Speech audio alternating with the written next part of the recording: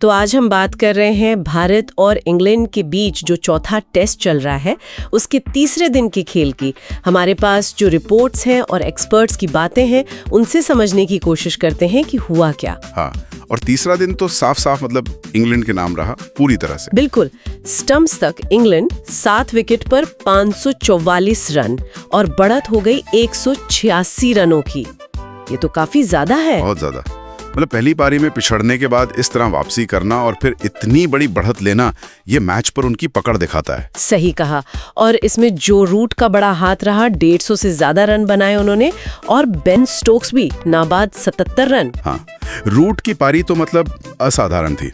जिस तरह उन्होंने खेला, खासकर स्पिनर्स को स्वीप शॉट्स, पैरों का इस्तेमाल कमाल का था। ऐसा लग रहा था कि भारतीय गेंदबाज कुछ कर ही नहीं पा रहे। पिच से मदद कम थी क्या, या गेंदबाजों में ही कुछ कमी रही? देखिए, पिच तो हाँ बल्लेबाजी के लिए बेहतर हुई दिन बढ़ने के साथ, लेकिन सिर्फ पिच को दोष देना ठीक नहीं होगा। रूट और स्टोक्स ने जो धैर्य दिखाया, जो तकनीक दिखाई, वो जबरदस्त थी। उन्होंने भारतीय गेंदबाजों को सेटल होने ही नहीं दिया ज्यादातर। हाँ, कुछ मौके बने, वॉशिंगटन सुंदर, जडेजा ने विकेट लिए। हाँ, कुछ संक्षिप्त सफलताएं मिली, पर जो हमारे मुख्य तेज गेंदबाज हैं, सिराज, बुमराह, वो महंगे साबित हुए। हाँ, वो उतने असरदार नहीं दिखे जितने हम उन्हें जानते हैं। शायद नियंत्रण की थोड़ी कमी थी, या फिर पिच से पुरानी गेंद से उतनी मदद नहीं मिल रही थी, कह सकते हैं। लेकिन अब गेंदबाजी से ज्यादा बातें शुभमन गिल की कप्तानी पर हो रही हैं। काफी सवाल उठ रहे हैं। बिल्कुल, और ये सवाल उठने लाजमी भी हैं, क्योंकि कुछ फैसले मैदान पर ऐसे हुए जैसे संजय मांजरेकर ने भी पॉइंट आउट किया। हाँ, मैंने भी पढ़ा। उन्होंने कहा कि वॉशिंगटन सुंदर को 68 ओवर तक गेंदबाजी न देना, जबकि वो आपका प्रमुख स्पिनर है और पिच धीमी हो रही है। एग्जैक्टली। मांजरेकर ने इसे प्रमुख रेड फ्लैग कहा है, मतलब एक बड़ी चिंता का विषय। जब आपको विकेट चाहिए और आपका सबसे सफल स्पिनर गेंद नहीं डाल रहा, तो ये थोड़ा अजीब लगता है। ये वाकई सोचने वाली बात है। क्या ये दबाव था या कोई और रणनीति? कहना मुश्किल है। हो सकता है दबाव में वो अपने विकल्पों को लेकर क्लियर नहीं थे, या शायद ज्यादा डिफेंसिव सोच रहे थे। लेकिन कप्तानी पर सिर्फ यही एक सवाल नहीं है। अच्छा, और क्या बात है? टीम चयन पर भी उंगलियां उठी हैं। जैसे अंशुल कंबोज का डेब्यू कराना, जब कुलदीप यादव जैसा अनुभवी गेंदबाज बाहर बैठा हो। हाँ, ये भी एक पॉइंट है। और फिर कंबोज से नई गेंद डलवाना, सिराज से भी पहले। कई लोगों को यह फैसला समझ नहीं आया। मतलब एक डेब्यूटेंट से नई गेंद, वो भी तब जब आपके पास सिराज जैसा अनुभवी गेंदबाज मौजूद है। ये थोड़ा चौंकाने वाला तो है। हाँ, इसे एक अजीब फैसला माना जा रहा है। प्रयोग शायद सही समय पर नहीं हुआ।